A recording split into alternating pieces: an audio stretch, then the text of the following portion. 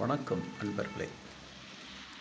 பொதுவாக ஆயர்களின் திருப்பலியில் நாம் பங்கு பெறுவது அரிதான விஷயம்.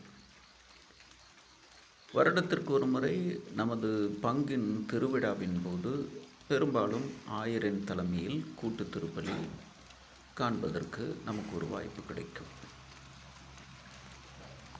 அன்றைய தினம் திருவிழா, அதனால் குழந்தைகள் நிறைய பேர் பங்கில் புதுநன்மை உறுதி பூசுதல் பெறும் திருவருட்சாதன நிகழ்ச்சிகளும் நடைபெறுவது வழக்கம். அன்றைய தினத்தில் ஆயரின் மறையுரை பெரும்பாலும் சிறுவர்களுக்கானதாக இருக்கும். மறையுரை குழந்தைகளின் மனதில் பதியக்கூடிய வகையில் மிகவும் எளிமையானதாக இருக்கும்.